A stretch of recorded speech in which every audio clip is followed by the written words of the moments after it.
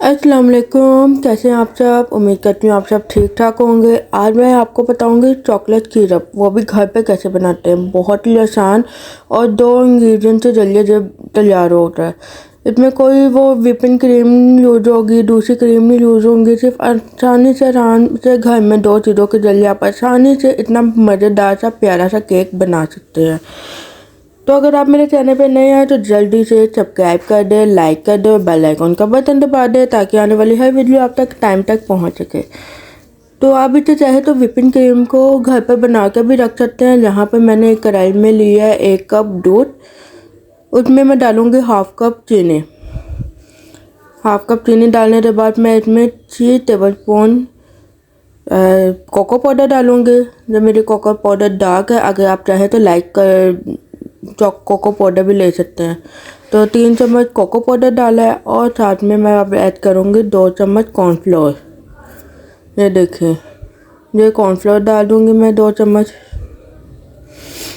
Cornflour डालने के बाद इसे अच्छी तरह से हम लोग मिक्स कर लेंगे ताकि ये यकजान हो जाए, एक जैसा हो जाए बिल्कुल। ये देखें, इसे बीटर की मदद से। तो ये देखें, हमारा ये सिरप सारा तैयार हो गया वह। अब मैं इसे चूल्हे पे चढ़ा दूँगी। हल्की आंच पे आपने बनाना है, तेज़ आंच बिल्कुल भी ना हो, हल्की आंच पे चढ़ाना है।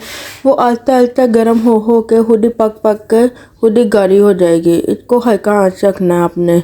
जैसे ये गाढ़ा होना शुरू हो जाएगा तो ये देखें कितनी शानदार सी हमारी तैयार हो जाएगी। तो ये देखें हमारी गाढ़ी हो चुकी है, रेडी हो चुकी है। यहाँ पे हम लोग ऐड करेंगे 1 चम्मच बटर।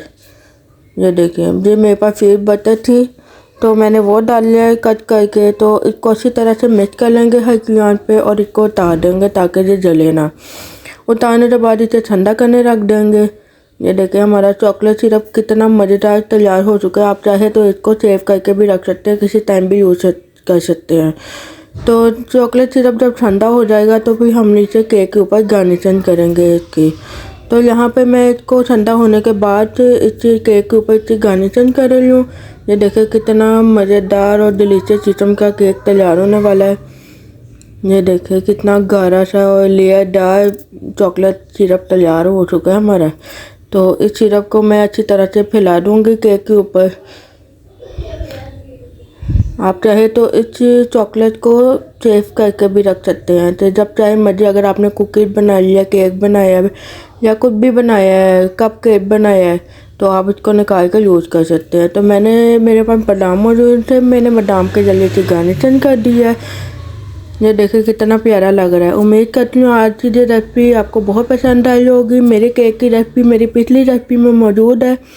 इसी के साथ मुझे इजाज़त कीजिए। मुझे लाइक, सब्सक्राइब और कमेंट करना ना भूलिएगा और मुझे दुआ में ज़रूर याद रखिएगा। अल्लाह हाफिज़।